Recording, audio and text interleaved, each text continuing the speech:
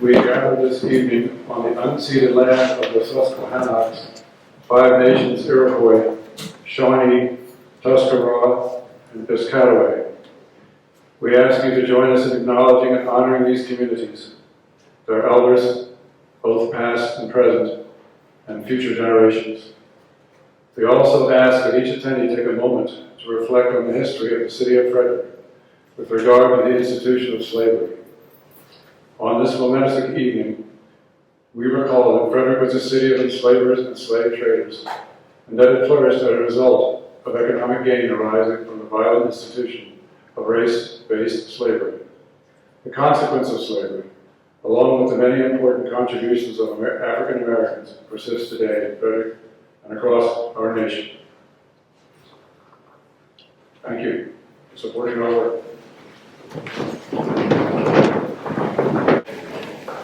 Now, ladies and gentlemen, I'm going to ask for a moment of silence to honor the memory of David Keene, the longtime president of AARCH, who passed away on June 13th, whose wisdom, dedication, and kindness will be greatly missed. And now we ask for a moment of silence and reflection.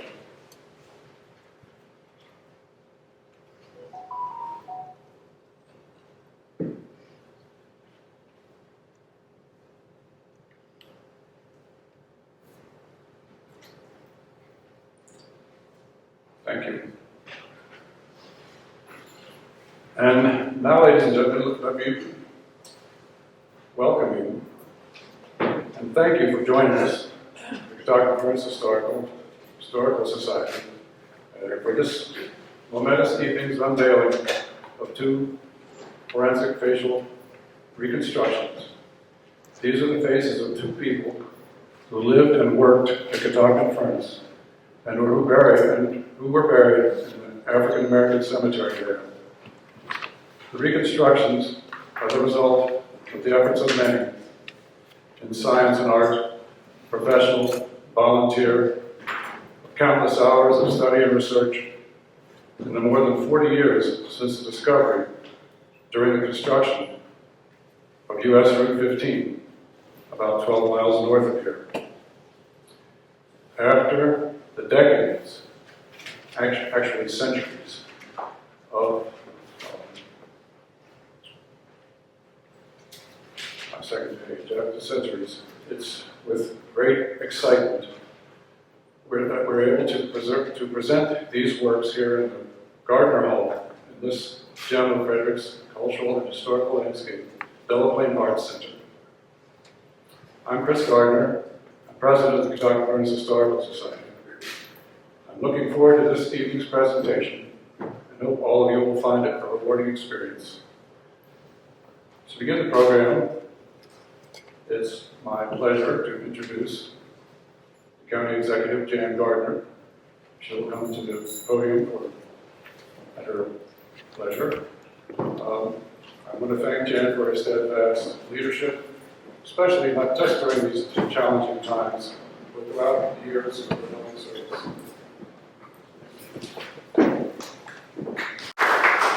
Thank you, Chris. Good evening, everyone. It's really very nice to be here and to see so many friends and to welcome those of you who may have traveled from a greater distance to be here. Welcome.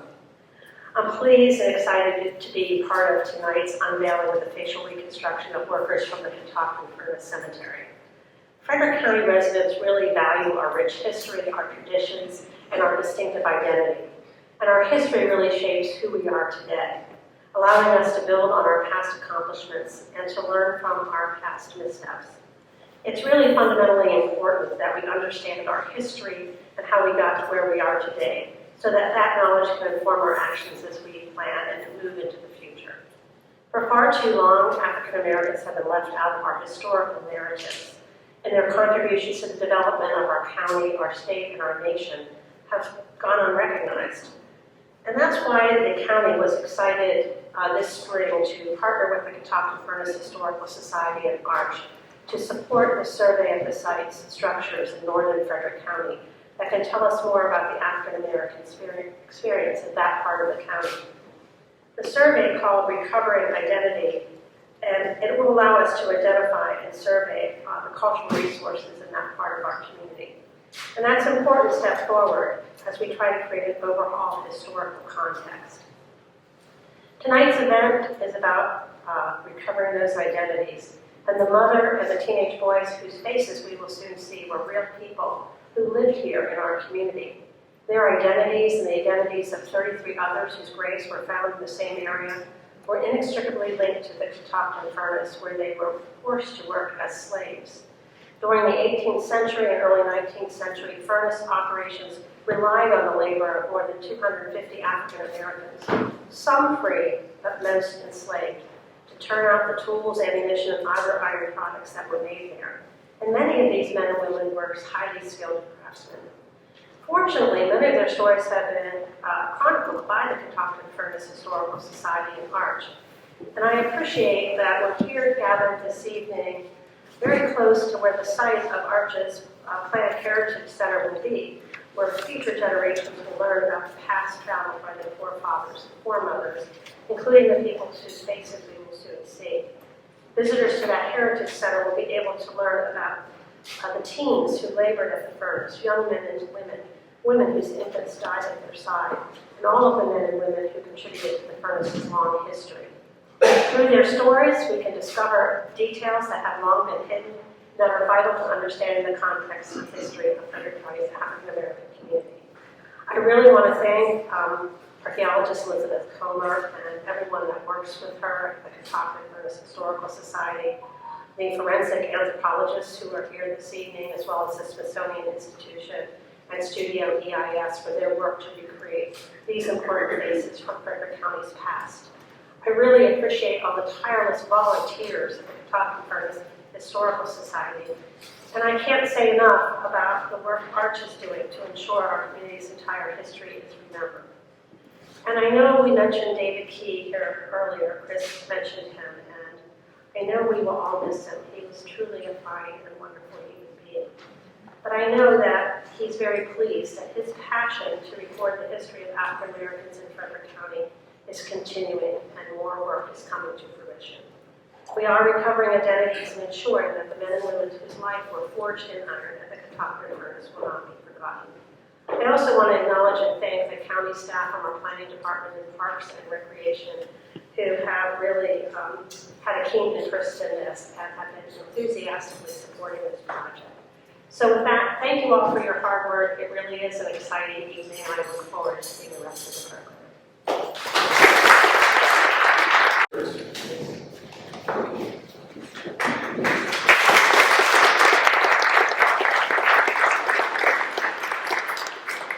Good evening, everyone. I hope everyone can hear me. I wanted to, not close enough? I just wanted to start out by acknowledging just a few people. First of all, my name is Protean Gibril. Yes, it's Protean. And I'm from Mount Airy, Maryland, down the road a little bit. And I just wanted to start out by thanking Chris and Liz for inviting us and supporting us. I have been involved with the furnace for quite a while, and I thought what would be fitting in remembering David is to tell the story of how I met David. And before that, I just wanted to say thank you to just a few people. So first of all, the county exec, Jan Gardner, thank you so much for being here and having those very kind words about David. It took all of my speech away and everything I was going to say, but thank you so much. Also, members of the Key family, I just really wanted to reach out to them and say thank you so much for your patience with us. We have dealt with a lot over the last week and a half, and we still have a lot more to go, so thank you so much, especially Ms. Barbara. And I just thought we should just give the family a round of applause.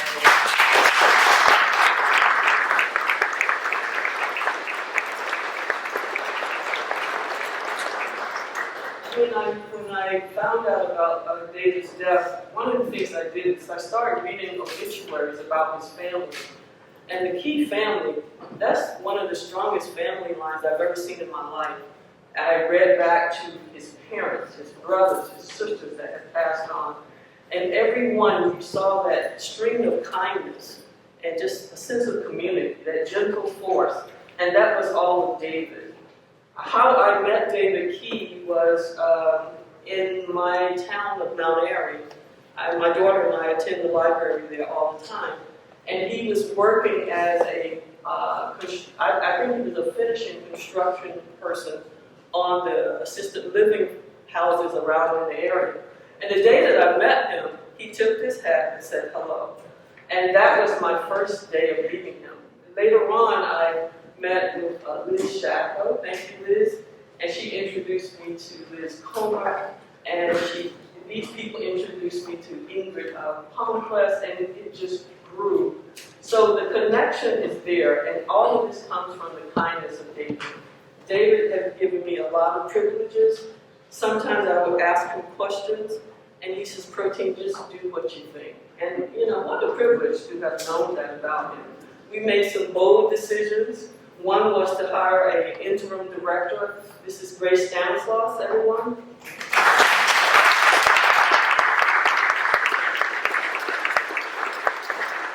And that was one of those decisions. You know, I think some people questioned what we were doing, but we're trying to build a solid foundation here.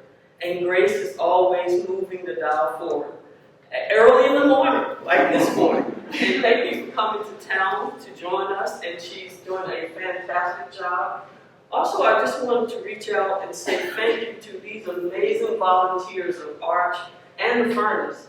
The partnership here is amazing. I have never, and Grace has mentioned it, I've never seen this spirit before. It has made me grow. I think David is moving inside of me. This morning I was thinking about what to say, and I'm going to just continue to do what David wanted us to do, to build this museum and to build this community. He was such a gentle force. The drummer was talking about the heart. I think David was a giant heart, and he was a listener to what was happening around him. And I will always respect him. I hope he moves further into my spirit, because I have grown from knowing him. Again, thank you, the Key family, for that. I really appreciate that. Also, the amazing volunteers, again, we are all over the place. That countless hours that they put into this work is amazing. Also like to thank Jack and Jill of America. Nita DeBoer, the past president of Jack and Jill, she's there. She supports all of our causes. One of our projects is we went up to New York to see the making of these, the sculptor Juan Shui of the Studio Ice. And Liz made that happen for us. That was a door that opened that we had no idea that was going to happen. And I think it was one of my programs, so I'm thinking it was one of the best ones that we ever done. and we do some amazing programming. If you have an opportunity to talk to some of our Jack and Jill children, they're on the front desk. We do amazing programming. We have partnered with AARCH, we have partnered with the Furnace, and we've done some incredible things. The story I like to tell about that was we went to the Furnace long before it was becoming restored, and we went to the hollow grounds of the grave sites. So we really couldn't even find our way into the site. And one of our Jack and Jillers found that opening and went inside, and we followed them, and it was just heartbreaking to see the space. You know, and I appreciate so much what the Furnace have done to restore that space. The new wayfinding is just amazing. I think President Nia has went back there to see it last year, and it's just amazing the work you've done. The African American community is indebted to you for what you're trying to do there. And we hope that AARCH will be the hub of where we can reach out and tell people to come and visit you as well. So with that said, I'd like to just kind of conclude that David would want us to keep moving forward. We still need your support. There's lots of work to do. Grace is constantly telling me, Protean, we have to continue to work on our governance and our communications. So we have a lot of work to do. But thank you so much for what you have given and continue to give to AARCH. Thank you very much. I'm Thomas B. Riford, Assistant Secretary, Department of Commerce, Tourism, Film, Arts, Marketing, and Communication.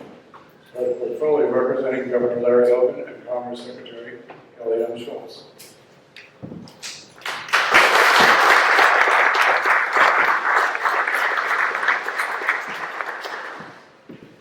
Well, thank you, everybody, for having me today.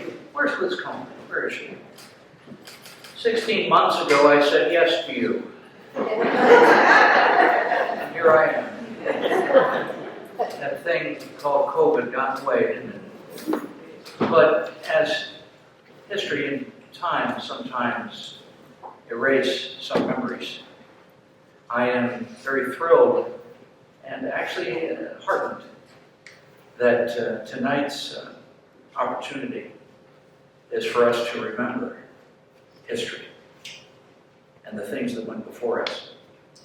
I was reminded by the great author Dennis Fry, that is sitting right there, that Catoctin is an old Algonquin Indian word, and it means donate to history and remember heritage. No, it doesn't really, I made that up.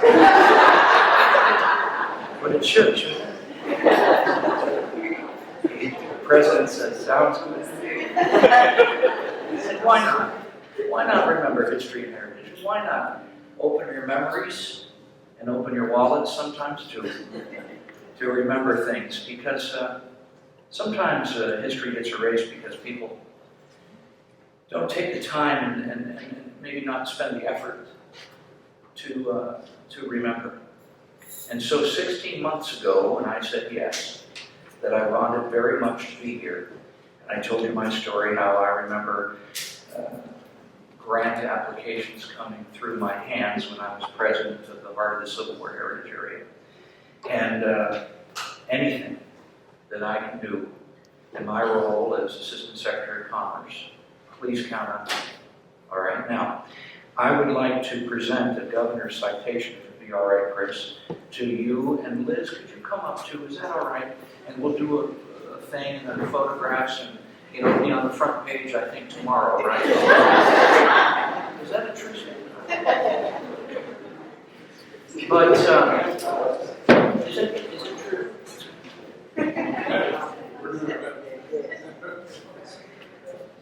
This is from Governor Larry Hogan.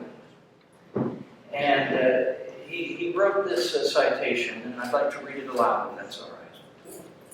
The state of Maryland and the governor of the state of Maryland to the Catoctin Furnace Historical Society.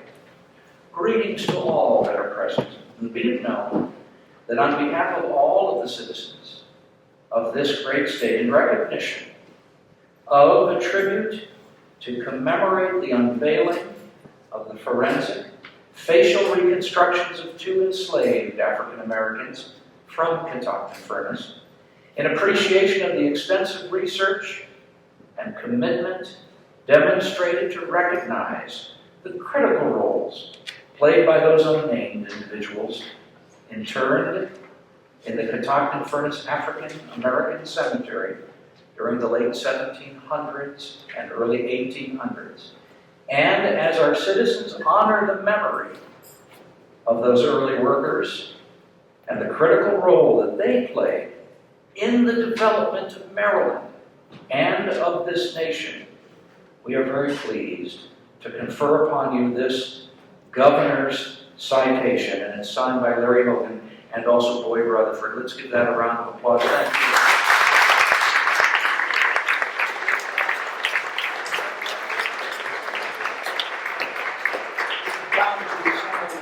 There we go. That's great. That's great. We don't know if she's really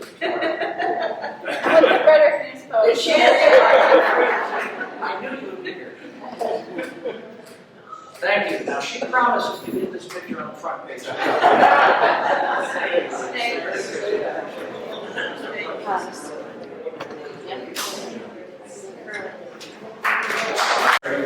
past life of Elizabeth Henderson Gorman, Archaeologist, Secretary of the Catoctin Furnace Historical Society, and Douglas Owsley, Forensic Anthropologist, Smithsonian Institute's Museum of Natural History. Would you come to the stage?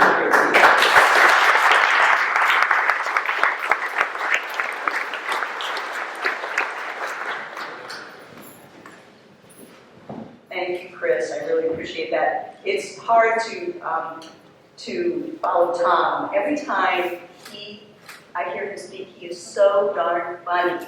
And I'm like, oh my God, you didn't disappoint today. Thank you.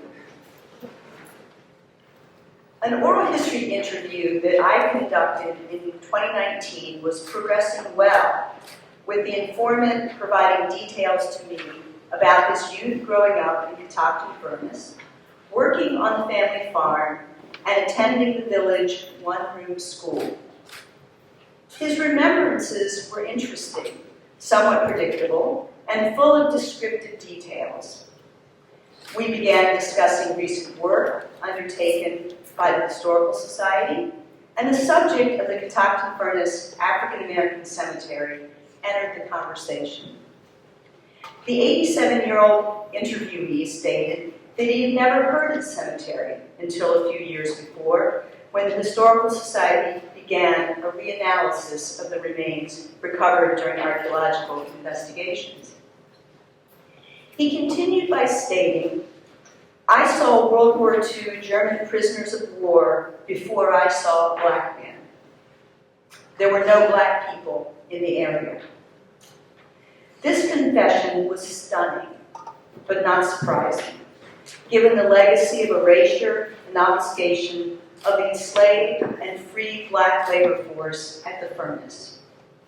Here was yet another example of the tragedy of slavery writ large, namely the erasure of the black population and collective heritage from the area, manifest in the lack of an identified descendant community. The prevailing narrative history of Catoctin Furnace is well documented. From 1776 until 1903, it was the site of an iron-making community demonstrating the triumphs and tragedies of American industrial growth. In 1768, James Johnson, an iron master who had built and operated Green Spring Furnace in present-day Washington County, and his brother Thomas, an attorney from Annapolis, and later the first governor of Maryland, were part of a group of men who petitioned the royal government for a tract of land in northern Frederick County, land which showed promise for successful iron production. James Johnson moved to the Catoctin area in 1774 and began construction of the furnace complex. 2 years later, in 1776, the stack went into blast. By the middle of the 19th century, the furnace flourished as a self-contained iron-making community with worker houses, a chapel, a sawmill, a grist mill, a company store, farms, an ore railroad, and 3 furnace stacks with peak production of 40 tons of pig iron per day. By the 20th century, the furnace could not keep up with the growth of large corporations that could produce iron more efficiently, and it ceased operation in 1903. Until the mid-1830s, enslaved workers provided at least half of the labor at the furnace and surrounding farms and homes of the furnace owners. Enslaved labor declined after this point and was replaced by immigrant workers from Europe. Thus, African and African American enslaved individuals played a vital role in supplying armaments for the American Revolution, fueling industrial growth in the fledgling nation and creating vast wealth for the furnace owners and their families. I grew up on a farm near the village of Catoctin Furnace and attended the Episcopal church there. The years of my childhood in the 1960s included village festivals and frequent interactions with village residents. I remember the village heritage as wholly European American and all the residents as white. The perception was of an unchanged European heritage from the time of the Revolution, an origin story embraced by the residents, particularly during the American Bicentennial. This understanding began to change in the late 1970s when an archaeological survey in advance of construction of the new highway located the cemetery previously lost to history, containing the remains of African American furnace workers. Initially identified by residents as an Indian burial ground, acknowledgement of the role of Africans in the iron industry at Catoctin slowly evolved. The nascent preservation movement within and about the village included the establishment in 1973 of the Catoctin Furnace Historical Society, and the organization began what is now a nearly 5-decade preservation movement within the village. Archaeology provides a voice to the 99% who were non-elites, yet played their part in shaping history. Left out of the written record in name and deed, their presence is revealed within the archaeological record through excavation and interpretation. Early historic preservation was biased toward the rich and powerful, and prioritized museums, mansions, and graves with an economic and social top-down bias. The goal of the ongoing interdisciplinary research at Catoctin Furnace is to assist in correcting this bias, restoring lost heritage, and establishing identity to people and place. The methods include forensic anthropology and archaeology within a larger analysis of the role of heritage sites and museums in restoring the erased past, with the goal of providing an avenue for reparative heritage to facilitate social justice, economic opportunity, and vindication, such as by expanding the extensive collective descendant community of Catoctin to one in which direct kinship may be identified. The origins of enslaved workers at Catoctin is no open question. J. Hugh's exploration of the quest for genealogical memory within the African American community, what she calls transatlantic nostalgia, demonstrates the desired need for the type of definitive data that the Catoctin reanalysis is producing and disseminating. The General Society of Mayflower Descendants, known as the GSMD, meticulously investigates primary records that substantiate the identity of individuals and families that descend from the pilgrims who traveled on the ship Mayflower in 1620. And I asked, can the DNA data at Catoctin contain data, if individuals desire, to create an exclusive descendant group connecting back to Africa with the strategic storylines to counter the primacy of groups such as GSMD, a girl can dream. The data also may provide opportunities for exploration of knowledge transfer of iron-making skills manifest in African continental area origin. While scholars have postulated this in the past, direct connections may now be possible. Inherent in this is the potential for establishing direct connections between iron-making regions in Africa and the iron industry at Catoctin. European merchants relied on African blacksmiths within the slave trade, transporting them across the Atlantic, where they demanded higher prices than other Africans. Acknowledging and interpreting this critical skill transfer at Catoctin is an essential aspect of reclaiming a lost legacy. While scholars have postulated this connection between Africa and colonial America, Catoctin may provide the evidence for the knowledge transfer and the debt owed to their collective descendants. In preparation for the annual Spring in the Village event in 2018, tonight's poet, a woman of color, asked a member blacksmith to make her some shackles. She wanted to interpret the life of an enslaved washerwoman during the event. And she wanted to wear a shackle that demonstrated that she had previously attempted to seek her freedom. The blacksmith confided to me that he was initially very uncomfortable with this request.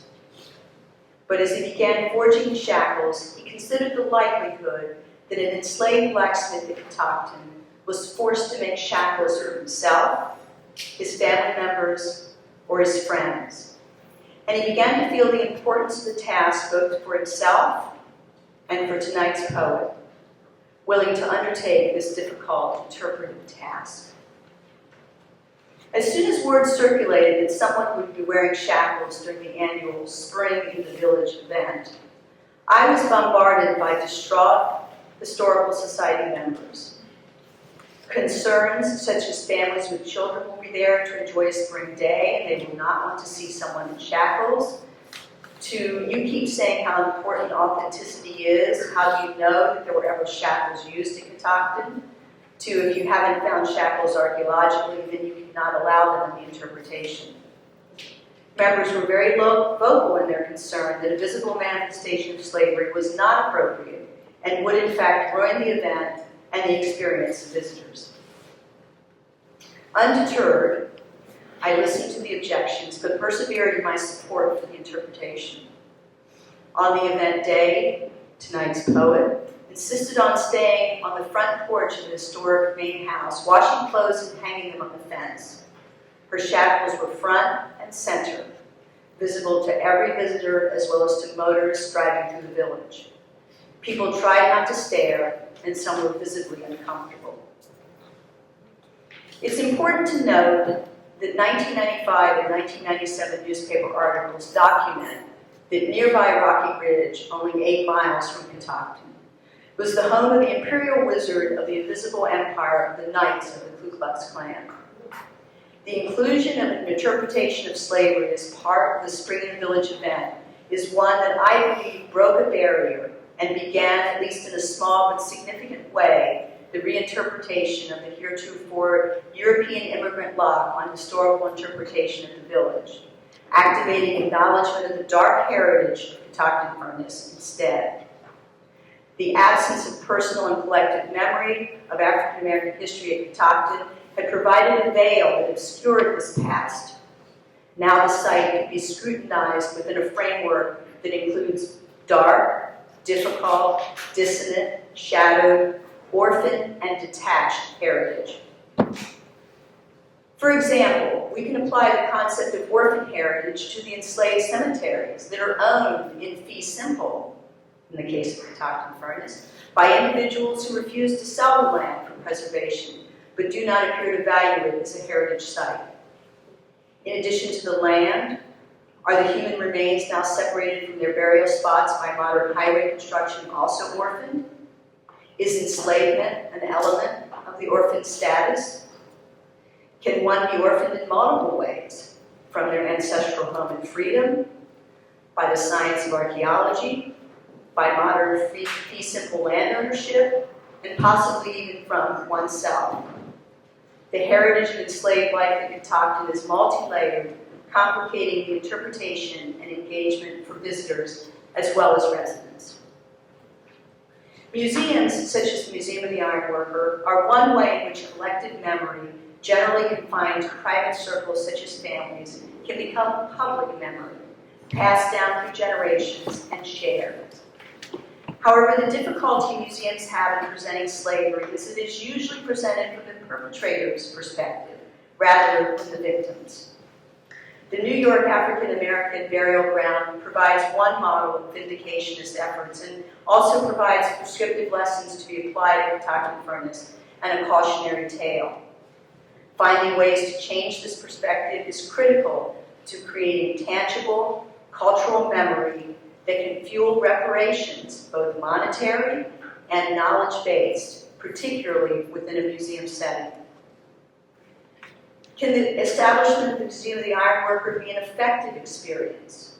Heritage sites and museums are where people go to feel, not just to learn or have an educational experience. Can the museum promote a narrative that does not allow the visitor to leave uncomfortable thoughts at the door and forget the past? Museums can dedicate themselves to the creation of experience which promote empathy and effective concern as a way to both strengthen society and heal broken social fabric. Specifically, museums can lead to transformative learning experiences to benefit society through positive behavior change, caring mindsets, and compassionate worldviews that value all humanity.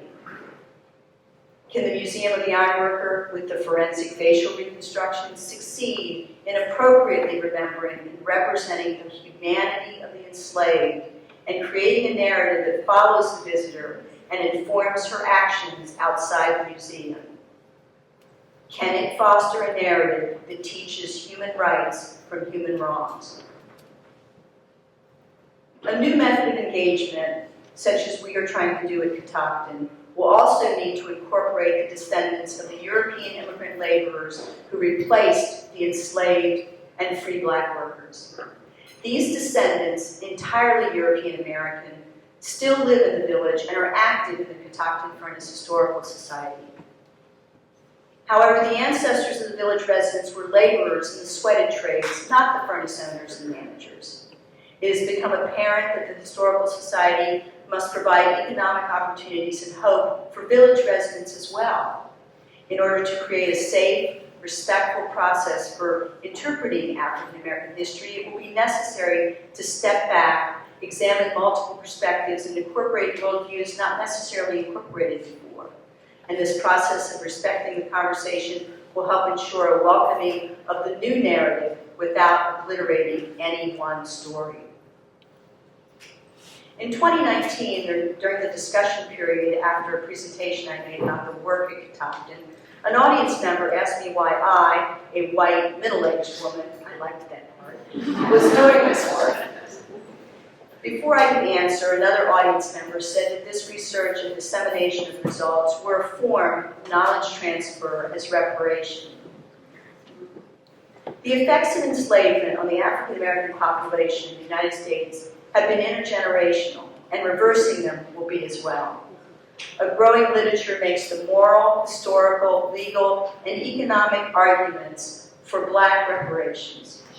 Reparations would be an acknowledgement of the harms of slavery, a restitution of resources that have long been denied to people affected by slavery over generations, and a method of bringing some closure to profound injustices that the country has long shamefully neglected. Catoctin Furnace offers a myriad of opportunities for a new method of engagement to restore and rejuvenate both the heritage site and individual lives. At Catoctin Furnace, we are reconnecting the furnace's enslaved laborers with a collective descendant community, reconnecting young people to the past, reconnecting with a population who feels they're being left behind by the modern economy and society, and helping the Historical Society gain confidence and agency as a keeper of collective memory. The potential of our new method of engagement lies in its ability to connect individuals to the critical contributions made by collective ancestors to the young United States, and helping them realize they too have a role and contribution to make today. So I can't end without thanking my family, Doug, Margaret, Jacob, and Anne. They will tell you it's all Catoctin Furnace all the time. That's the joke in our family. Probably not much of an understatement, but they helped in so many ways. I'm going to introduce Doug Owsley, but before I do, I have to say that I think 8 years ago when I first called him, younger, starry-eyed, Doug, would you consider a reanalysis of the African American remains? He said, I'm busy. He was working on the Kennewick Man volume. He said, we're busy. Maybe call us in a year. And I'm like, okay, that wasn't a no. And what's a year? It's been 200. And these things take time and they're worth waiting for. And so about a year later, I called. And then the answer was yes. And so here we are tonight. And it has been a wonderful, wonderful journey. And it's not over. So with that, I would like to introduce the bones. I'm sure you're tired of hearing that, right? Doug Owsley.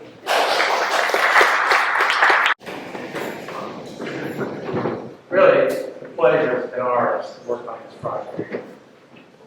I'm here tonight with Kari Bruwelheide, the finest forensic anthropologist I've ever worked with, and part of my team now for 29 years. And we have picked this project up in the sense that it was moving in a direction that fit within our overall objectives.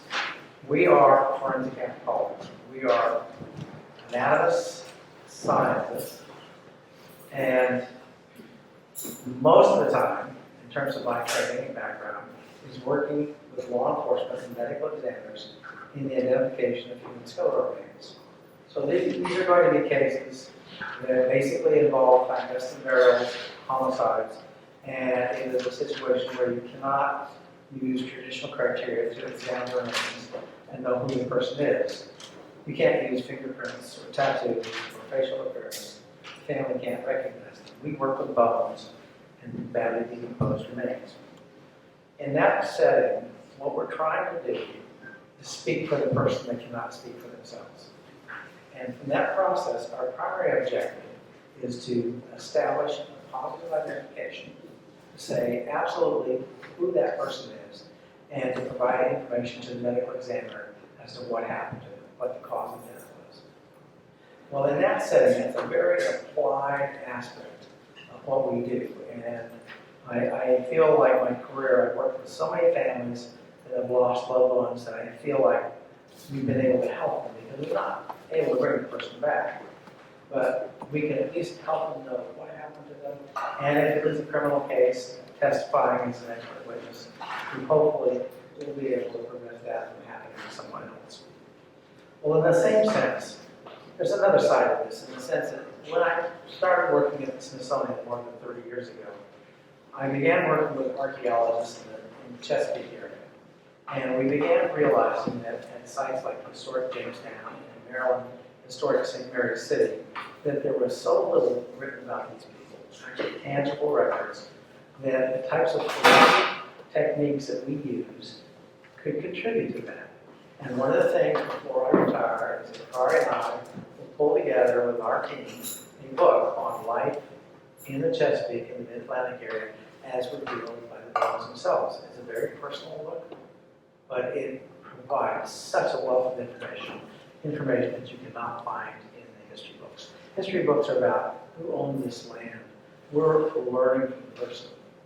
And when we do that, each time, whether it's a modern case or whether it is bones that can be hundreds of years of age, we always know that we're dealing with human remains. We are dealing with someone that a family cared about. It was part of a group, part of a community, and we understand that.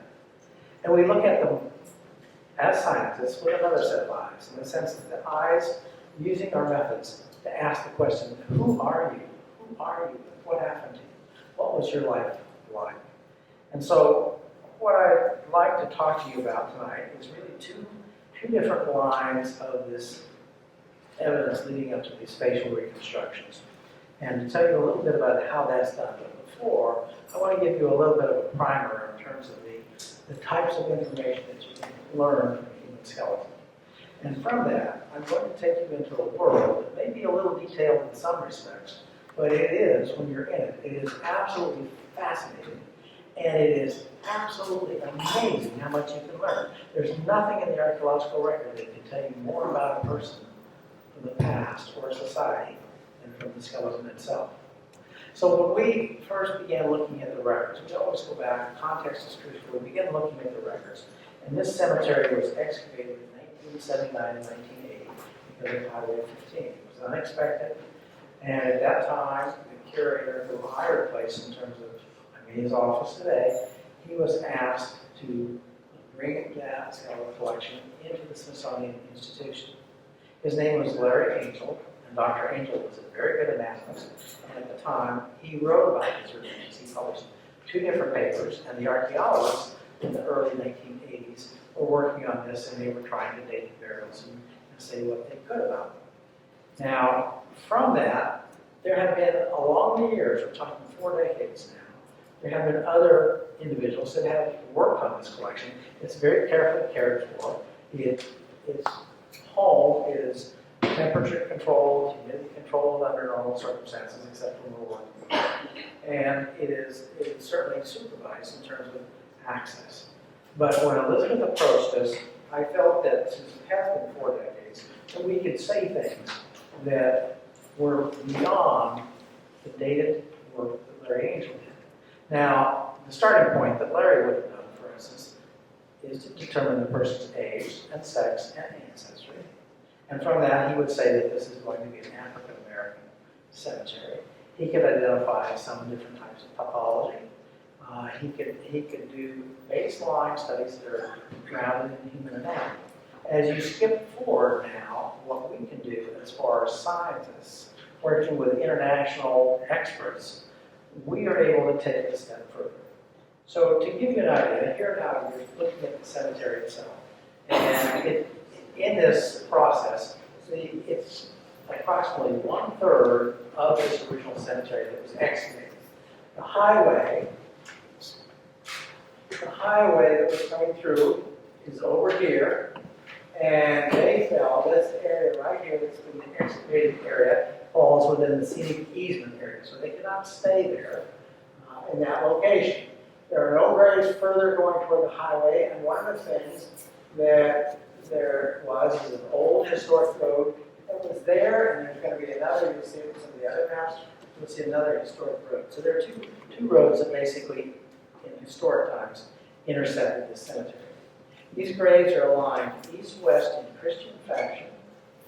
They are buried in coffins. And from that there are sometimes limited artifacts with these remains, burial remains. But the nails and some of these different objects that are found help us date them. And from that, these are some of the earliest burials. When the archaeologists work on this, the ones that are closest to the road are some of those that are from the very earliest time period. This burial right here, for instance, is going to be associated with 1790 to about 1800. The graveyard is going to grow such that it's continuing this way over here, such that when you're up in this area, for instance, right here, you're in graves that are in the 1830s, 1840s. And that doesn't mean that in these rows that it follows a strict succession in terms of time period, because there is infilling. There's this burial right here, 17 and 19, and where they are. They're going to be in the 1820s, right? They're 17 and 19. So there are instances where they will come back, but for the most part, it is growing this direction. Now, the cemetery hasn't been fully excavated. There are about 2/3 of it or so that's estimated still in place. And one of the things that Elizabeth Homer, archaeologist, did was to do a ground-penetrating radar survey of some of the property. And in this, what they're doing is a geophysical survey, and they're testing this area here. And they can pick up, by disturbances in the soil, they can pick up graves that have not been excavated. One of the things that you'll see that are marked, and we've left those that are more clear, is they were marked, many of them, by field stones. That would be common for both whites and blacks in this time period, unless you're Thomas Jefferson or something like that. But they're field stones, they're not engraved in any way, you don't know who is associated with it. So this one here, for instance, would have a headstone and a headstone marking that grave. There are lots of stones there that over the decades and centuries have been just moved around and lost and are out of context. Now, this map that I'm showing you is done by Robert Warner, and I'm terribly indebted to him for his very skilled cartography skills in helping me present this to you. Now, when I do an analysis, for one thing, and we start out with a very detailed inventory, we relied on two forensic anthropologists, Kari and I, to look at them because we have different training, different backgrounds, we see different things, and we ultimately come together to merge the data. We have data on thousands of individuals, and within the Chesapeake individual, in the Chesapeake region, probably approximately 2,000 individuals maybe that are going to be the basis of this work that we're going together. This series we were interested in, not because it was the right time period that we want to study, it's not 17th century, but because it is so rare. There is no other, although in the 1700s, in that century there are about 65 ironworks, there are no burials from any of the others that have been covered. This is the only one. So we are busy in terms of our archaeology work, looking at, say, because of a housing construction or another road or whatever, we're looking at, say, plantation sites, and I have data on plantation owners, for instance, that we've analyzed, as well as their slaves. And we have that kind of database that we're assembling from that but that's plantation life. And what this does is this allows us to look more at the life in an industrial complex. This is the only series that I know that you can do this. And so for one thing, I'm very indebted to Dr. Angel that he preserved these remains, because what I can say today is totally different from what, as you're going to see, from what he could say. And in the same sense, the students that we're busy training now will be able to go ahead in the future and even answer more questions. Now, in terms of this population, one of the things that we would do is a very detailed analysis of their age, sex, and ancestry. One of the things that's hard for me to do is to take, for instance, small children to determine whether it's a little boy or a little girl. That's not easy because a lot of the things that differentiate us come along with puberty. But we have a marvelous new technique that is genetic analysis. It allows us to very specifically look at remains that before I could look at the anatomy and say, I think this is a little boy, but now we can tell you for sure through genetic analysis. Another thing that I never thought that I would see it capable in my 40 years of doing this is the ability to go into a cemetery and actually through genetic means be able to identify relationships within a cemetery. And when I say that, for instance, I'm showing you here different clusters, 5 different family clusters that are based on, in this instance, on maternal lineages. This is referred to as an analysis of something called mitochondrial DNA. And in terms of fertilization, the egg, the female egg, has organelles, little nuclear powerhouses that are called mitochondria. And those are passed from the mother to the daughter, to the daughter, to the daughter down the line. They are passed from the mother to her son, but because he doesn't contribute to the egg, it stops with him. So you're seeing female lines. So every place that we have taken and drawn a circle, this is a group of individuals that are first or second or third degree relatives related by maternal line. Now within this cemetery, for one thing, is the owners of the cemetery, for one thing, relied heavily on a very stable workforce, as stable as they have, because you need people who knew what they were doing and even pass it down through the generations. And within that, they could expand in the sense that when they were full blast, needing more workers, for instance, or certain types of production, they could bring in people, other people from other places. But they needed that primary core of individuals. And one of the things that I can see in this is that core is tied very much around women as being recognizable within this and their children. Now, Kari is going to talk to you a little bit about 2 of these family groups, but I'll point out, for instance, this one right here, 17 and 19. This right here is an 1820s pair of barrels.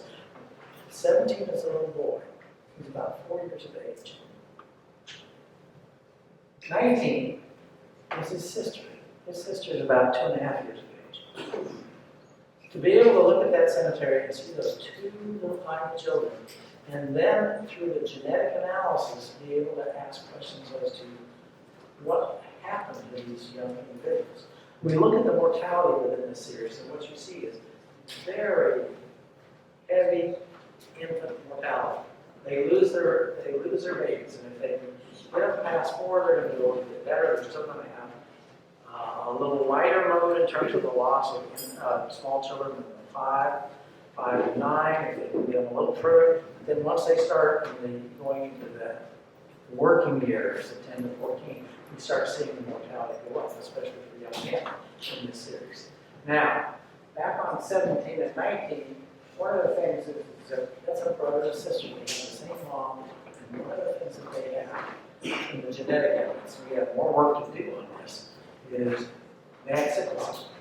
And one of the things that I would never thought you could do is be able to go actually into the whole genome and be able to ask questions as to specific genetic disorders that that will show up.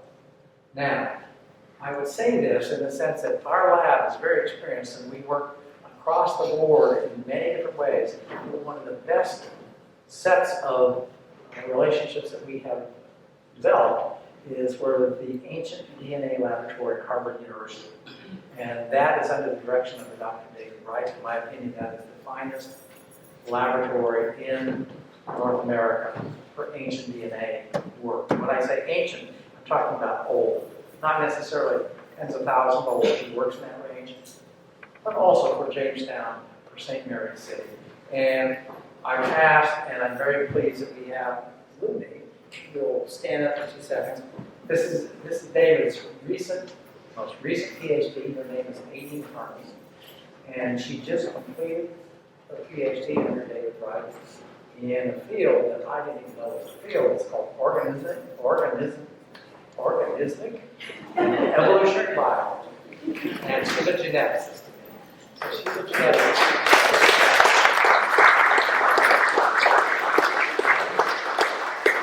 David has assigned her to work with us, and so this is what I'm talking to you about in terms of genetics. This is a lot of her work, David Wright's work, and we're also working with her, for instance, at Jamestown and St. Mary's City. So if you have any questions really about how this works in genetics, she's the one that really does understand. So we take another pair, for instance. This pair right here. That's a very late burial. That burial based on artifacts in the 1830s, and it speaks to the mortality within this series. This is a young woman right here, that is about 22 years of age. And on this side of her, is a little boy that died at birth. On the other side of her is another of her little boys that died after about 2 months. To be able to sex them, that in part comes from the genetic information. To be able to recognize that, and we can tell you that too, if you see the connection, you see the line, that this right here, this number 24, is going to be another young child male that is related, not her brother, but is related to that individual. So we can go into a cemetery now using these techniques, and we can begin to define female family connections. We can begin to look at Y chromosome connections. Now that's what the male is contributing to the genome analysis. And males are not as interconnected with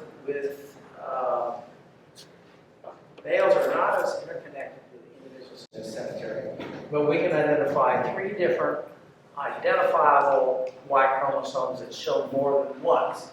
So for instance, this individual right here, burial 24, and burial 17, they are going to be children of either the same father or of brothers that that same type of Y chromosome.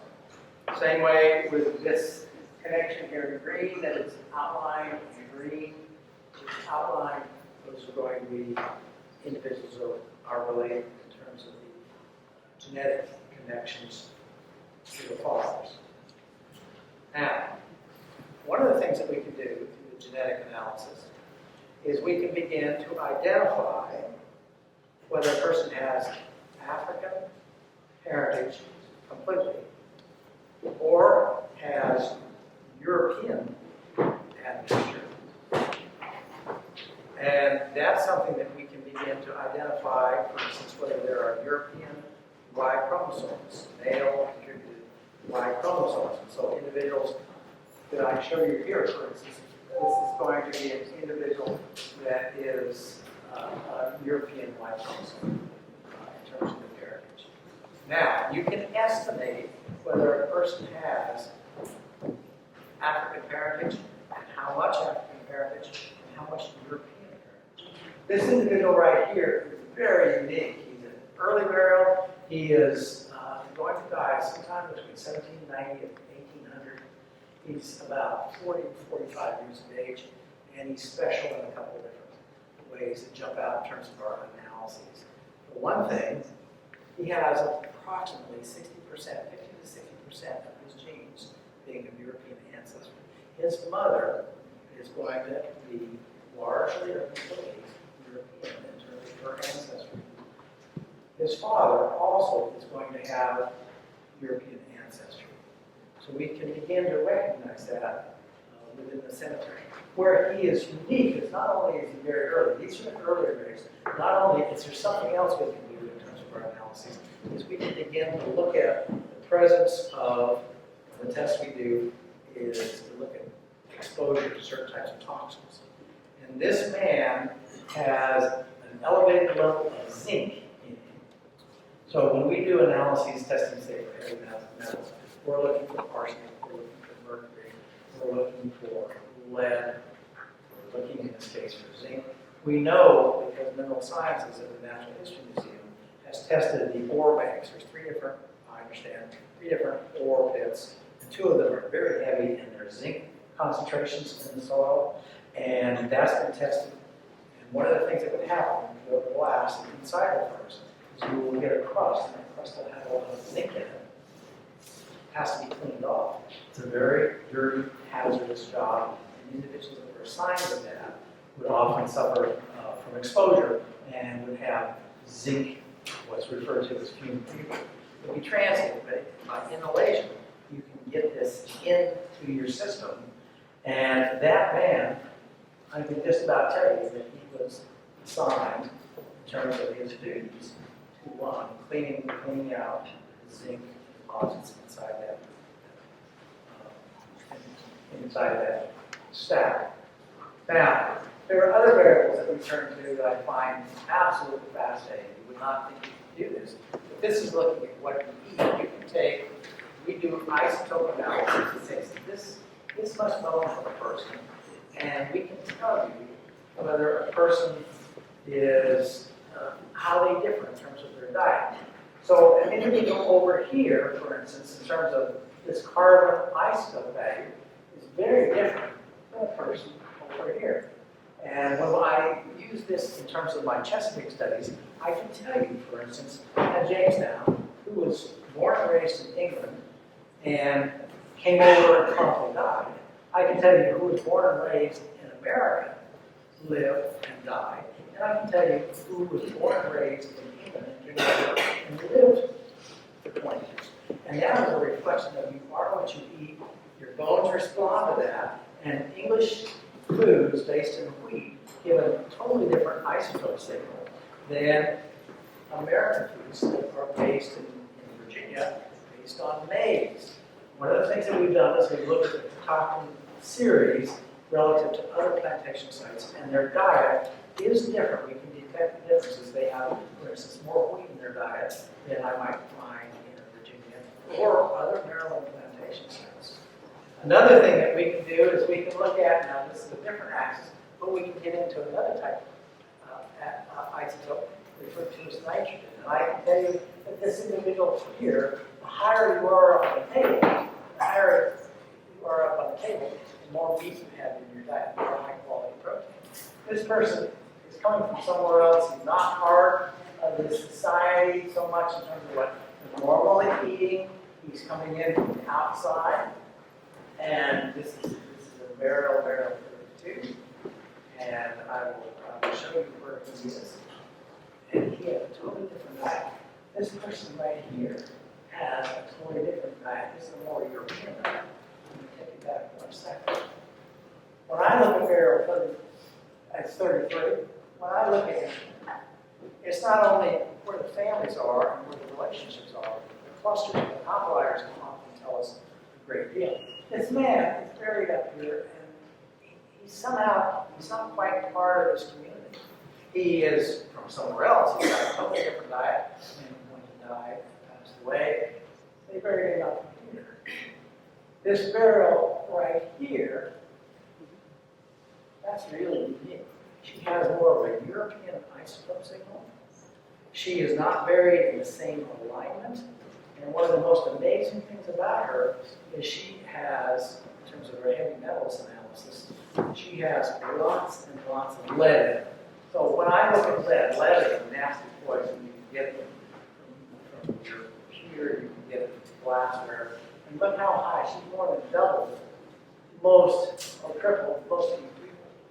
Elizabeth, in her study of the Moravian records, she has been able to identify a woman that came over in 1820, 1821, and was here for a year. And in that time period, then passed away, and when she did, there was a lot of attention to her burial. I wonder if it is this woman, because for one thing, I'm seeing the difference in alignment, the difference in the burial alignment. I'm seeing the more European isotope signal. I'm seeing the heavy lead levels. This is something that's been looked at before and not fully explained, but I'm wondering if you're seeing the effects of British lead pipes, which were available, and the lead exposure that came about from there. The analysis, when we look at this, for one thing, we can tell much about the causes of death. We see lots of different things, such as rickets. There are two different types of things going on. There are the infectious diseases, where the person dies so quickly, cholera, typhoid, smallpox kills them so fast that you don't see that in the bones. And on the other side of it, we pick up things that are reflected in the bones, such as tuberculosis, for instance, and severe rickets. The little child that I mentioned that probably had sickle cell showed very pronounced rickets, and that's something that can go with sickle cell. So I'm going to switch and then briefly say the facial reconstructions. I've been involved in doing facial reconstructions for 35 years. I don't like to do them. They're terribly hard. They've taken an awful lot of time. And it's taken me 25 years to really figure out how to do it, to really create a good form. What it's all about is human form, human anatomy, understanding how everything works together. In this process, this is something, because of your new exhibition exhibit, that we wanted to help you see what we see. When I look at you, I'm seeing you, but I'm also studying what's inside you. And the shape of the eyes, and the width between the eyes, and looking at all of these anatomical features begin to define what a person looks like. And so in this facial reconstruction process, what Kari and I decided to do was first identify two individuals that really have important stories to tell. And from that, we would take the skull, we would use a CT, a CAT scanner, computer tomography, we would scan it. In that scanning process, we would make burial 15 and burial 35, we would make virtual reality models, which is what you see here. This is all sort of in your head, it's all sort of in a computer screen. And from there, we would then replicate them. We would go into a process that is essentially a 3D printer, stereolithography, and we would make models of that. It's like layer, three-dimensional recreation of that, of which they would get cast with the bases. Those are two casts based on the skulls of these individuals. The firm that we've worked with before, and I have extremely high regard for, is Studio Ice in Brooklyn, New York. They have worked on all the national museums, international museums that you can think of. They've done Abraham Lincoln, for instance. Whoever this particular president is right here, they worked for Mount Vernon and worked on him. And what we did is Elizabeth, Kari, and I, after we had the models prepared, we went and talked to Ivan Schwartz, this man right here, who's the head of the company. And we talked about our conceptions of what we were trying to do. You'll see there are 4 skulls there. There are 2 of each one. The reason is one will become the basis for what we'll put the clay on, and then the other one, we worked with them closely because the skull is going to dictate the form, but you need that other one, and you're looking at the shape of everything, how everything fits together. And we would begin then to put facial tissue thickness markers that are appropriate for African Americans here, and begin sculpting. And this is the sculptor that we're working with, the same as Mr. Che, Juan Che. He's worked as a figurative, lifelike portrait sculptor for 35 years. He's the best I've ever seen at this. And we will begin the process, and then we will prepare, go back and forth. This is Kari and Elizabeth then beginning to work on talking about head wrap for the woman, and then bringing in an expert that can give us really the guidance that we need. She's going to talk to you. She's going to talk to you in just a minute. And we're going to show you what's coming. And then after we do that, Kari's going to step up and do her background. So, thank you very much.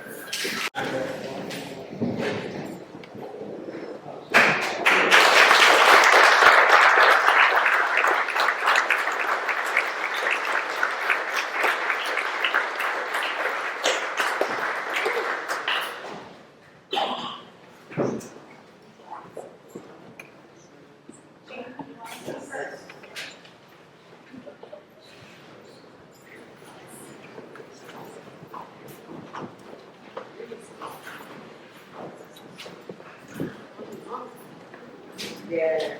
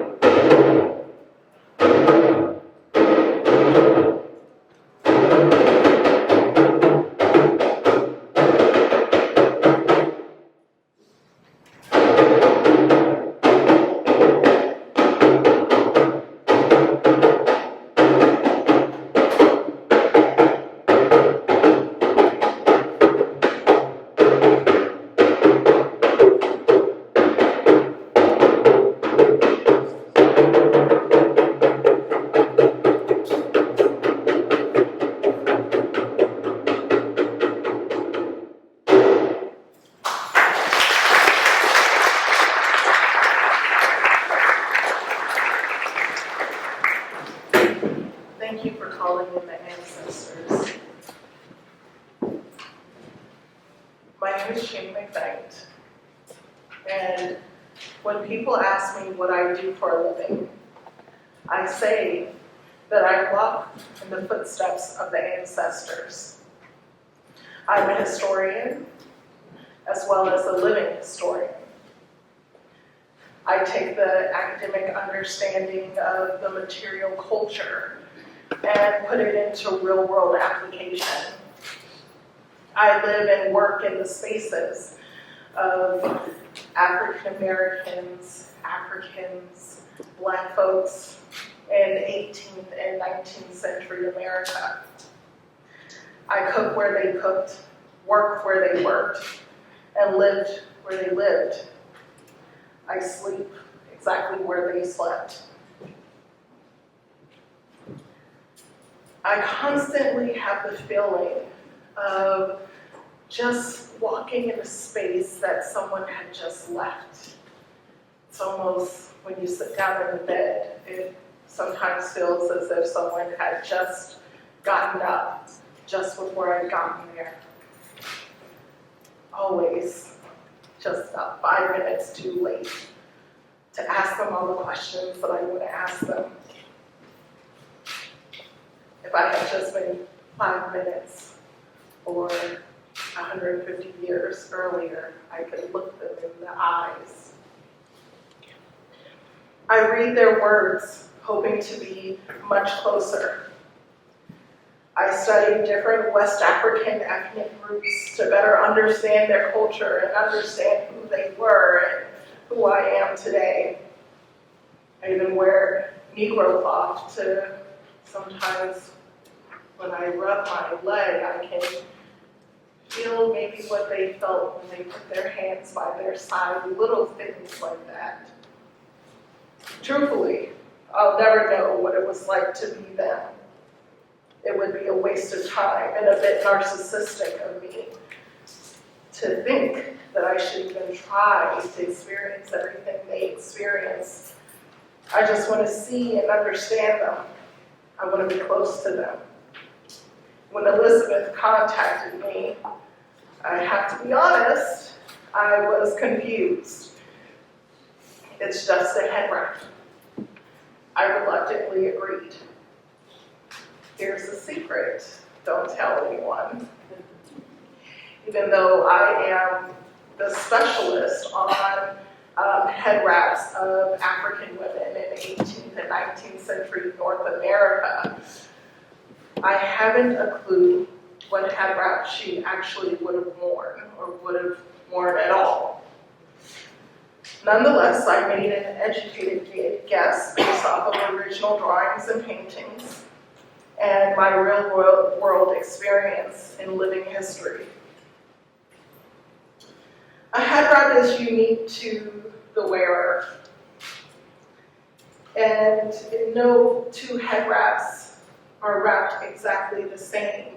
Every time you wrap your head, it falls a little differently. It sits differently on the wearer's head. When I tie my head wrap, it sits just right on my head. It's like a key sliding into a lock. It just fits and it just feels right on my head. Head wraps are about how we feel, not how they look.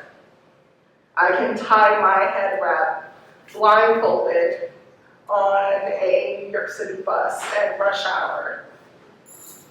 I'm not going to stand up here and lie to y'all. I have absolutely no idea what this woman had on her head. But I can tell you this head wrap is authentic because I wrapped it from muscle memory.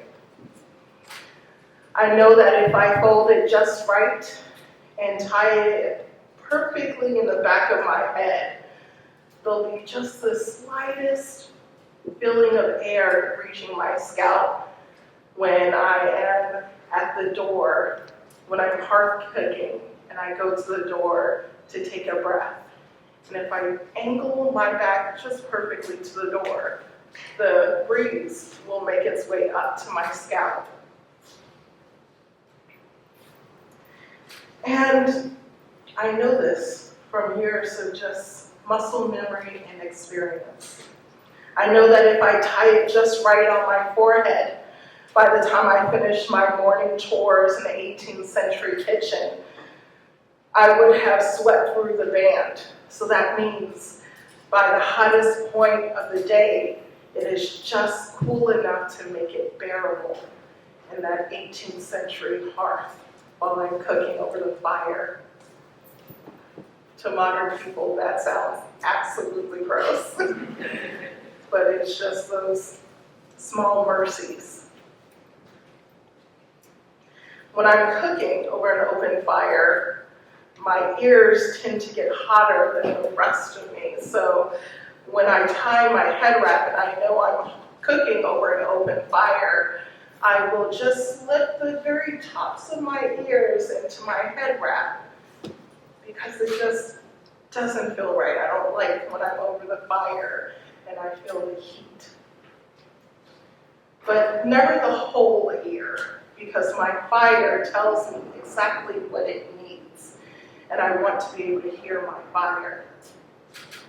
Tying this wrap was the closest I've ever gotten to being face to face with the ancestors. The greatest joy in my life is introducing people to the ancestors. I wonder if she had some quirks about her head wraps that I have with mine. I am of the old spiritual practices. So I leave you with my plea to the ancestors. Ancestors, correct me, direct me, and protect me. Thank you. Wow, that was, you had me mesmerized, Cheyney, talking about that. And it just shows you the level of kind of personal details that were brought into this project.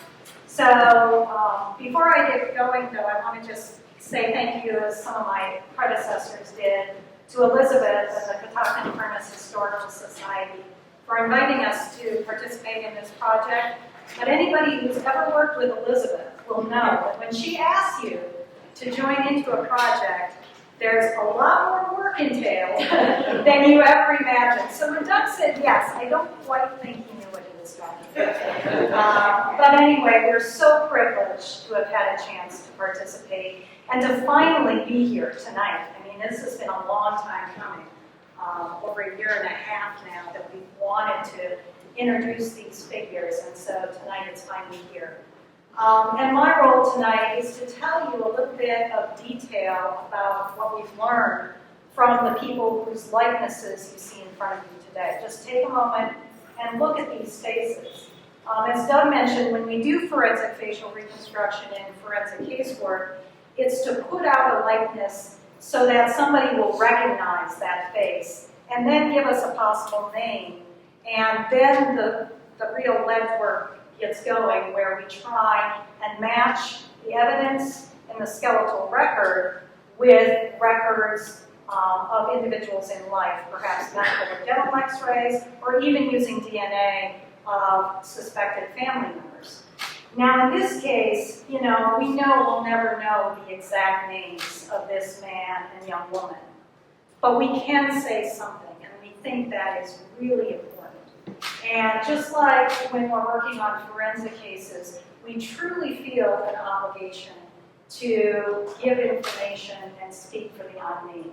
And so tonight, we really are here to make known the details of this woman and young man, and to recognize and honor their lives and lived experiences, so that we can all reinsert their stories into our shared national historic narrative. And as you see today, these faces can be a really powerful bridge connecting us in the present with people of the past. So, what can we say about these former residents at Catoctin, and what do we exactly know about their lives? We certainly don't know everything. We know this much, and there was so much more. But this young woman was about 30 to 35 years old when she died. She was the mother to at least one infant son, with whom she shared a grave. Their relationship was suspected, of course, based on the nature of their burial, but it wasn't something that we could verify through visual documentation alone, and that's where the DNA analysis really stepped in and confirmed their relationship, as well as revealing the sex of her child. A brother of this woman, a toddler buried in an earlier grave in the cemetery, was also revealed by DNA. And having a young sibling like this in another part of the cemetery indicated that she was likely raised at Catoctin Furnace. She was a longtime resident. It also told us something about her African ancestry, the DNA studies did. She lacks virtually no European, or she lacks European genetic admixture, and thus she had parents of full African descent. All three of her family members, all three of the family members, the mother, her infant son, and her young brother, have a condition called craniostenosis. And it's an uncommon condition. It's congenital, usually, resulting in premature closure of the cranial bones.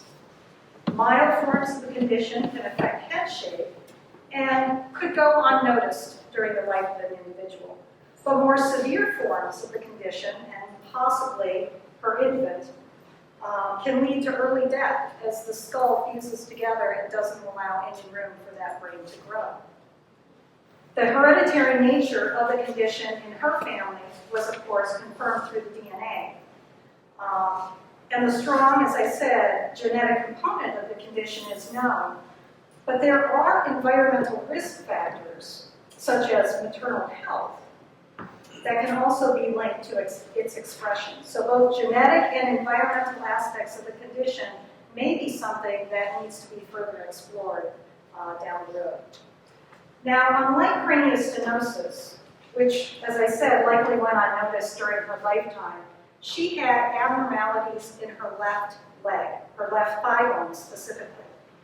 Based on features in her leg, we believe she suffered from a condition known as leg calvé-pertus disease. It's a big word, but it's characterized by temporary loss of blood flow to the head of her femur. So imagine your hip joint. You have the ball of the femur and the hip socket. Now, once the blood flow is cut off from that femoral head, that ball of the femur starts to deteriorate. And we looked at her hip joint, and she had actual bone rubbing on bone, a condition called eburnation during her lifetime.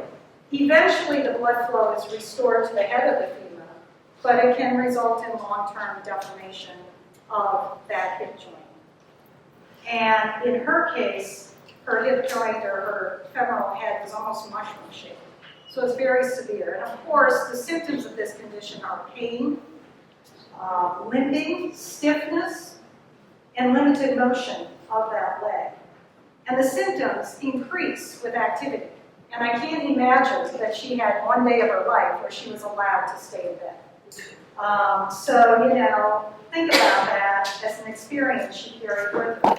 We also know that this condition has an onset early in childhood of about 48 years. That means she lived with this pain in her leg for virtually her entire life. Now, her cause of death is unknown, but may have been related to complications during childbirth.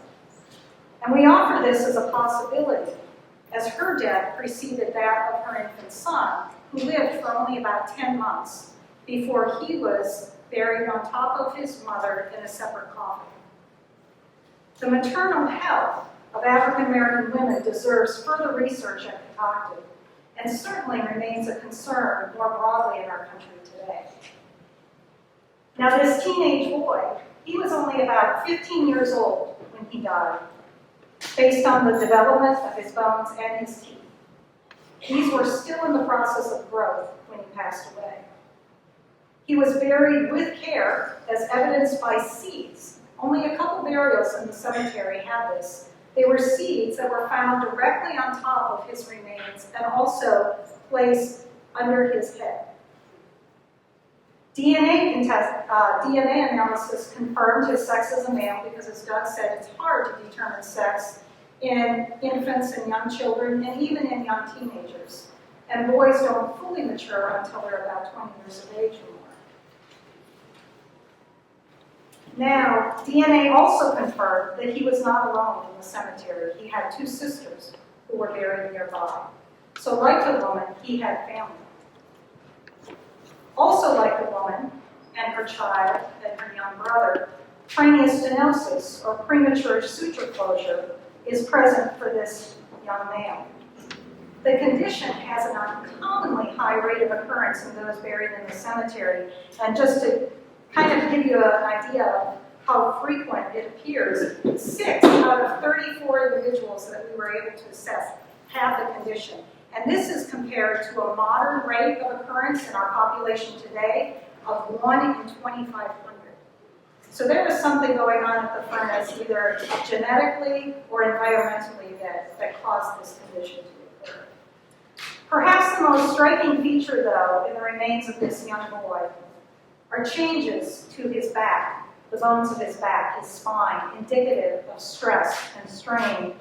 And these were notable given his young age. We typically see these in adults later in life, but he had multiple vertebrae that had herniations, indicating he was conducting, chronically having heavy labor put upon him. His story really reflects the hard work and high mortality rate of young men, in particular, at the furnace. And We believe this may be involved or related to occupations that they were conducting at that time. Now, in conclusion, we selected these two individuals for facial reconstruction, not because their stories are particularly unique or poignant. I would argue that every individual that we've learned about in this project have similar compelling stories to tell. But we selected them because they represent identities that we rarely have read in our history books. The stories of Black women and young Black men. And today, this project, and these two faces in particular, allow us to begin a process, as Elizabeth referred to as reparation, but recognition, acknowledging and honoring their presence and contributions to a place and a past that we all participate and share in. So I just, again, thank you for letting us participate in this project. We know that Elizabeth is going to carry it forward, so who knows where it will go in the future. But I think this is a big step, and we're anxious to see the new museum when it opens. So thank you so much. Move onto your seats, because we are about to open another portal. And be patient while we reshuffle the next phase of the drawing. Remember, you are not here by accident or coincidence. Each and every one of you here is present by divine appointment. I can be proud and very authoritative, not speaking to you from my head, from my ego, because if you look at the program, they tell you who I am. I am an ancestral master drummer / divine oracle. So you all are very special. Believe me when I speak to be here. And when we live here, there's an assignment that will be taking each and every one of your minds as to where we go with this one, because this is a seed we are sowing that will blossom and result in our collective repentance, our collective redemption, and our collective reconciliation. And let us think here for a minute. I have been in the United States for 40 years, and this is what I've been doing. The Smithsonian, I have been there with the Textile Museum, with the Museum of African Art, and then with here, last year, 2019, I was hunting. I'm going to give you highlights about how this is coming about. Because these ancestors, they are speaking. And this will be a combination of physical science and metaphysical science coming together in a synthesis to again reconfigure our conception about our reality and our path on this earth, where we go from here and what is expected of us, and how we need to relate to each other. Because when we live here, why do we live? Money, everything. We came naked, we return naked. What do we take with us in order to keep accountability to the Creator? So, I know it's kind of running late, and I'm going to speak through this, but sit back while we reconfigure this, because this is not on the script. Spirit, you don't speak to the script. When you are channeling, you listen, they tell you what to do. And this is not by accident. So Frederick, if the county executive said he or she left, and the assistant secretary representing the governor, tell them they have a special assignment an obligation to support Frederick County in this project. Send it to the governor, said, that drummer from Africa sent that message to him. I thank him for sending a representative here. And that this is a must that must be done. So, to end this segment, I will want Elizabeth, and then and yourself, land up behind at the back, because we will process in order to pay tribute to these ancestors. And it's very important that we do that. You and Doug? Yes. Doug, right? Yes, right over the back. We will make our way in here.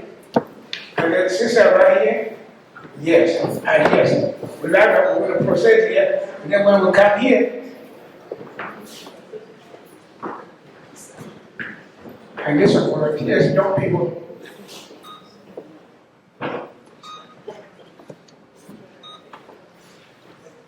Okay. We'll hold this right here. I don't know what this is. What is map of Africa? We'll hold it right here. I want some young people. No elders. Young people will hold it right here. All right.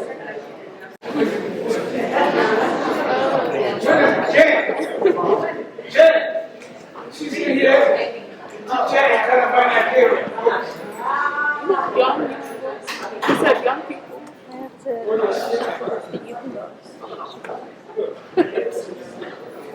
Yeah, come on. I see something. I'm not for you.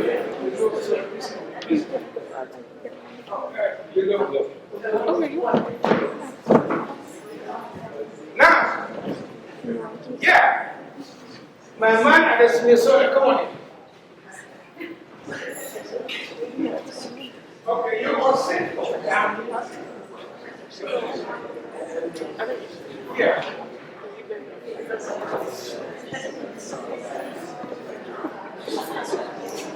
Yeah. Now, on your knees.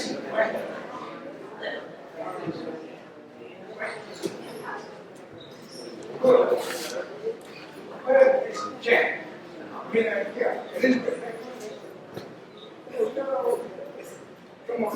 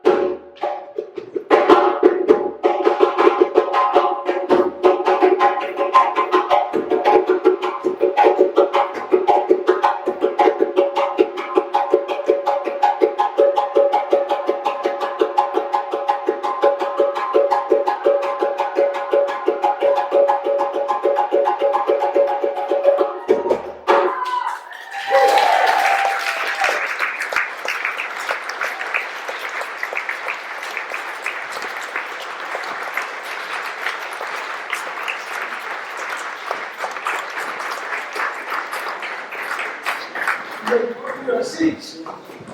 Certain things require no explanation. Stand up! Stand up! Stand up! Enslaved. You've seen the signs. You've observed the heads.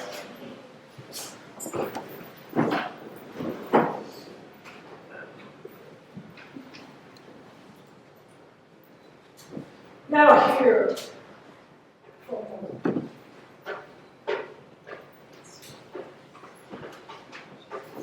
Ain't had it say, is you tired? Keep what? Is you scared? Keep what?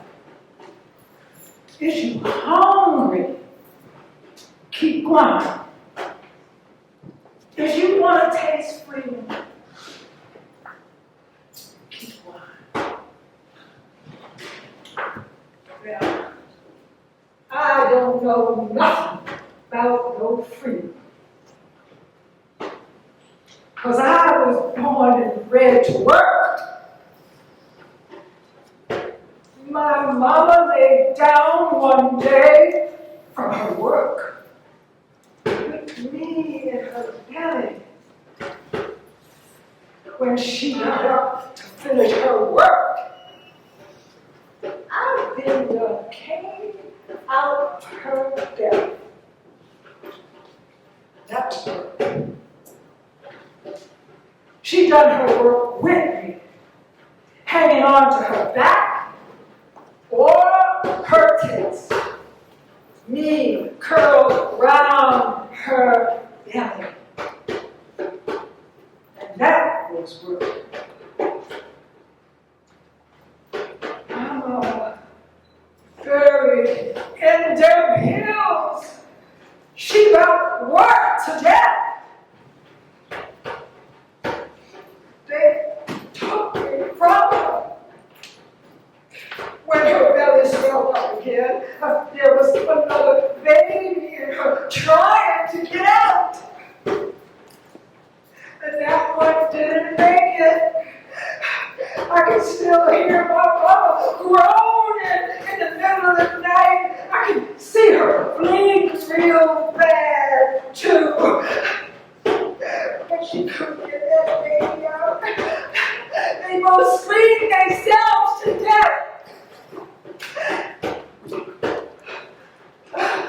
And all of a sudden, no sound at all.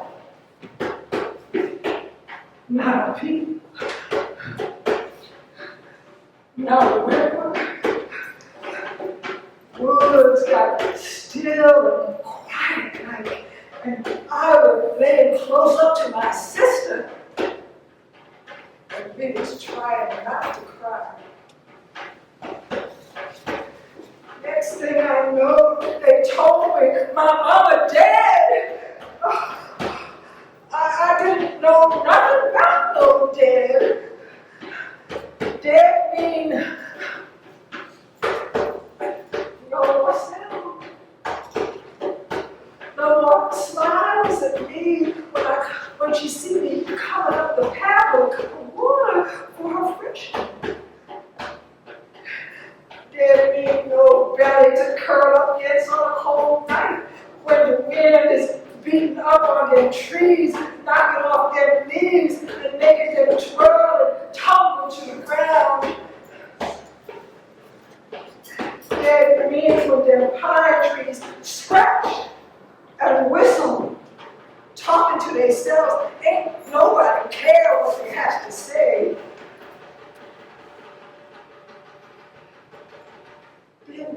Them rocks stuck over top of my mama's head. They be jammed into the dirt where her body got thrown. Dead mean, I ain't never, ever, never hear nobody call me baby no more.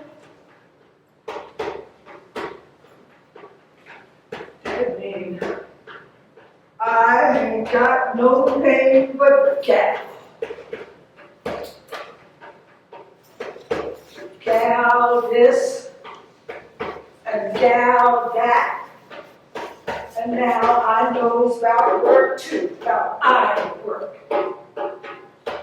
Oh, I ain't one to put out them mountains, and I ain't one to take it and throw it in them pop rocks. And I ain't one to stand in that heat and hard. I was one to stand over they wash tub, scrubbing and rubbing their clothes, beating out the black and the soot. Fetch it, gal. Lift it, gal.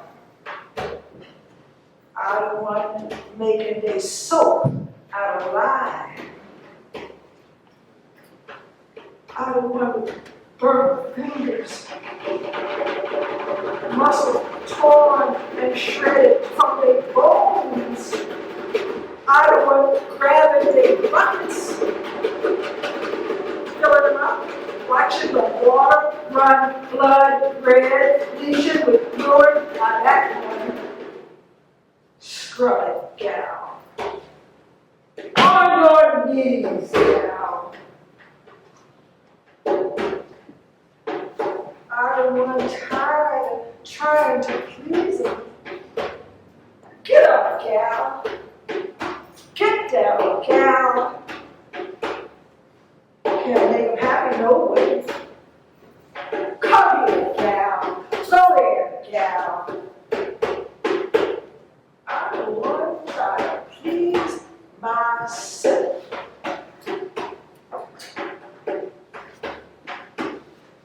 Watch it, gal. Don't sass me, gal. I the one try to run away. I'll whoop you, gal. Made it down that road, past that barn, same road my papa ran down when I was young. Never did see him no more. I the one been caught. I the one branded with that iron. I the one wore shackles around my feet.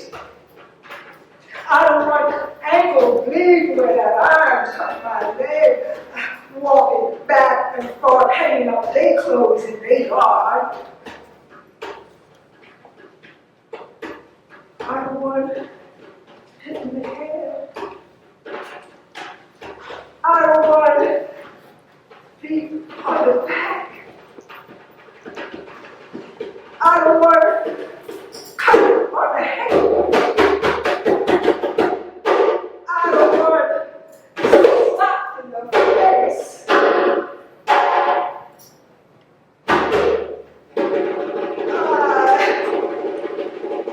That one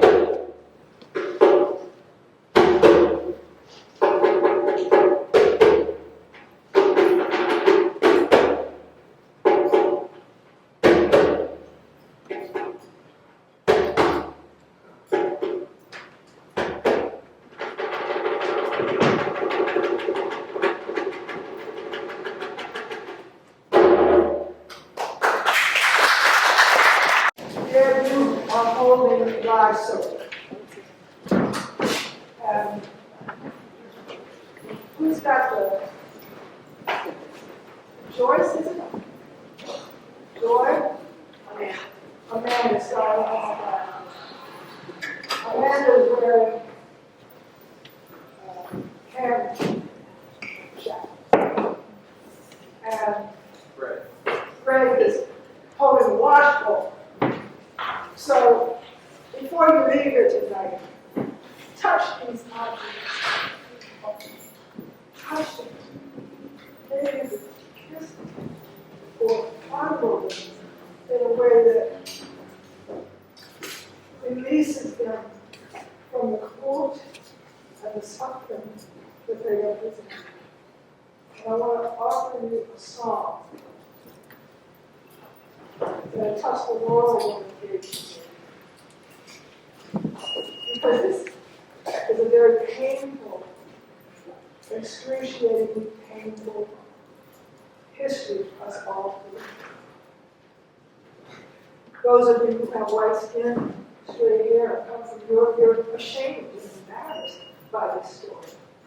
And those of us who have dark skin, curly hair, wide noses, we're in denial.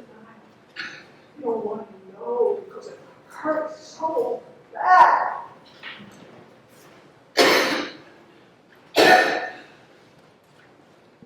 So we're going to sing, we're going to rock ourselves in a little bit of a moment as a way of making some practice. No,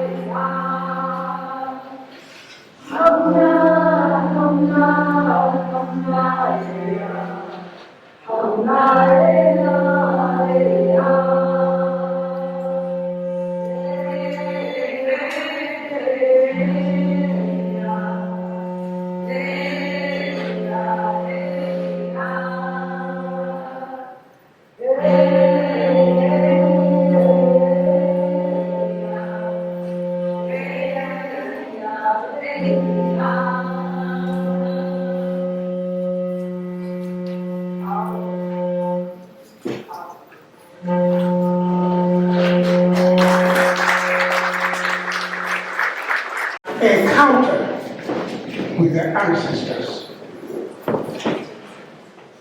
You can feel something tonight that never felt before. And when you go home, something will speak on your conscience. In other words, you're not going to be the same one that came to you. Something, whatever that is, you will feel it deep in your soul. That your energy system is being recalibrated in the process because something has been embedded in there that will prick you and spoil you and open your eyes to see wider and your conscience to open up like a lotus flower and shine wherever you are. And make sure you support the Catoctin project because this is only the first baby steps of what is yet to come. I guarantee you. Listen, I guarantee you. Because I've been doing this in the United States for the past 40 years, you couldn't imagine. For this, Africa sent me here. Because, really, anthropologists, archaeologists, we know there is only one race. It's the human race born in Africa. If you didn't know that, you do now. So it's like thinking we this. No, we all came from there and explored worldwide. So everybody here is an African person. Like a tree has several branches. All branches are not the same, but they belong to that one tree. Good. And if somebody else, before we close, we're going to have a sacred ceremony. We're going to line up around the wall. Before we close, I'm not closing it there. I have to find out any time when we do the closing. If somebody else is next to speak, he will tell me. Line up around the wall, our closing circle. And then in the process of that, everybody knows 5 past the ancestors. Give them your respect and acknowledgement, then you can exit. So, do you have something or somebody else to say something? Okay. The Catoctin furnace, the return of names. A person is not forgotten, but a different name is forgotten. In rereading his names to you today, we ensure these slave workers in the Catoctin furnace are not forgotten. Jack, James, Millie, Bill, Ben, Nellie, Sam, John, Thomas, John, Clement, Jenny, Polly, Rachel, Samuel Hercules, Caddy, Clemens, Maria, Petty, Sammy, Suzanne, Anne, Allie, Anne, Ben, Betty, Big Dick, Bill, Kate, Charlotte, Christina, Clay, Elsie, Esther, Con, Jacob, Trevor, George, Harriet, Harry, Henry, Hetty, Hubert, Jack, Jacob, Jane, Jamie, Joe, Larkin, Glenn, Lewis, Liddy, Little Bill, Locke, Lorena, Lucinda, Magdalene, Maria, Mary, Maddie, Mills, Millie, Mingo, Nanny, Ned, Nell, Old Hannah, Old Jack, Old Will, Paris, Chris, and that's the first two.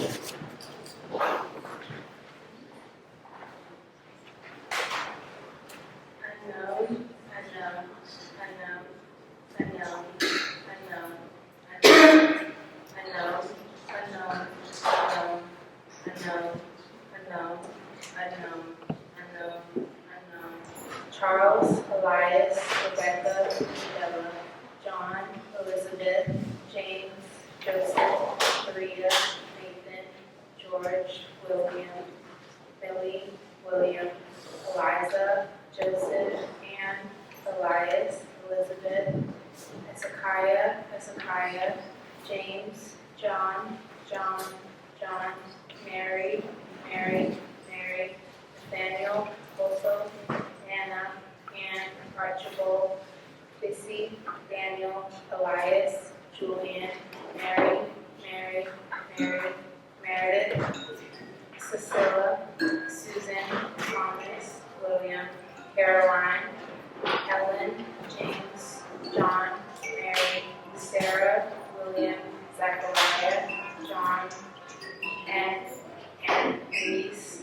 Emily, Georgiana, James, Daniel, Martin, Sylvester, Caroline, Henry, Jane, Joseph, Lucy.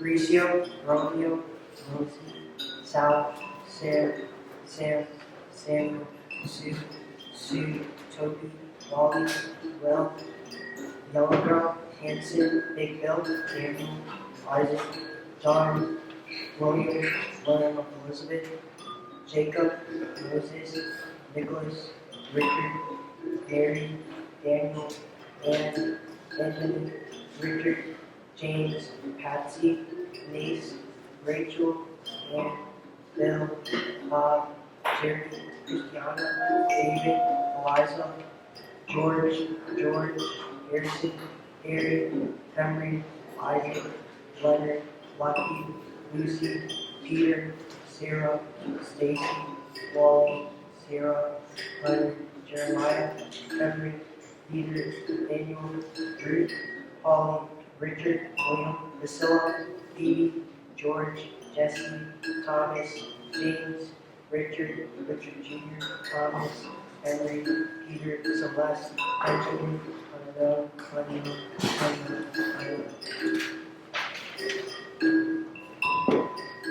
Martha, Philip, Siri, Sarah, Henry, Elizabeth, Zekiah, John, Nathan, Othel, Sarah, Susan, Ann, Isaac, John, Julia, Nick, Peter, Sarah, Simon, Andrew, Julia, Lucy, Mary, Peter, Sarah, Sylvester, Andrew, Eliza, John, Joseph, Mary, William.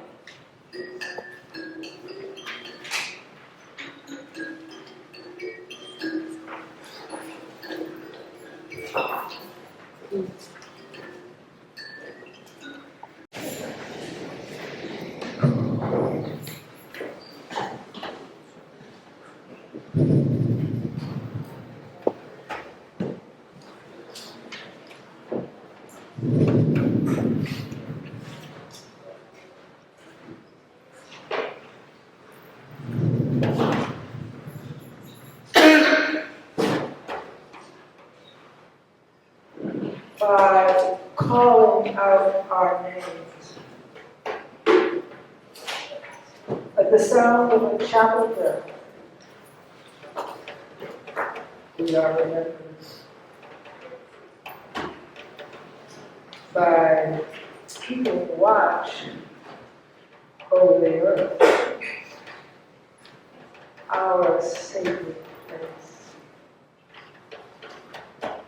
We are honored. By studying our bones, dug up and reassembled,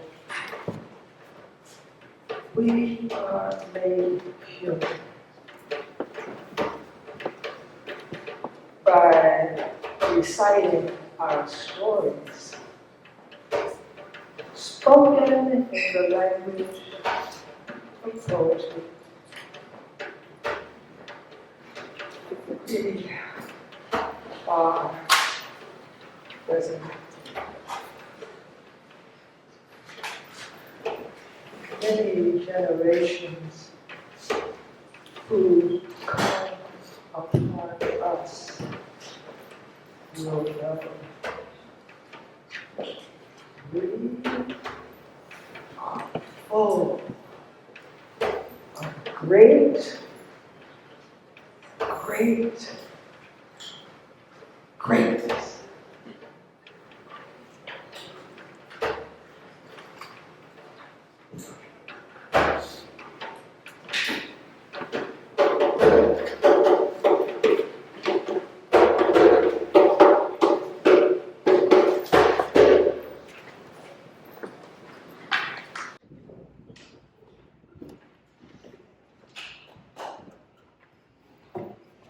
Guess it's closing, right?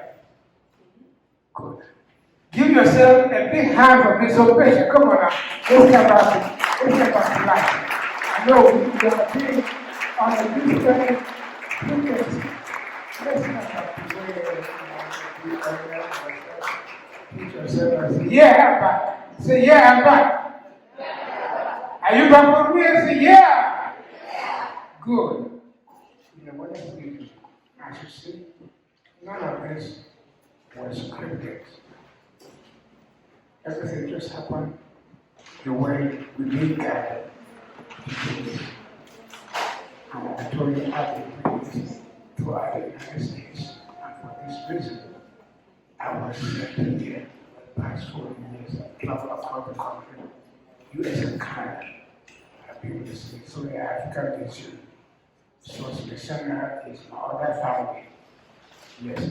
But to close this event, I want to impress on your mind again with all due humility and love. Each and every one of us matter and we count.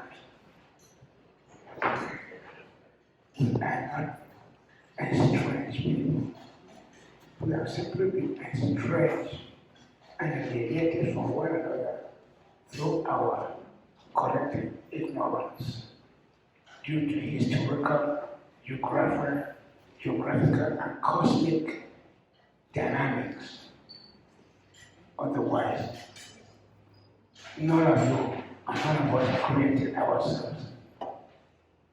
Something bigger than us out there allow us this diversity in creation and in human expansion. What counts is our ability to reprocess, reconfigure our actions related to one another.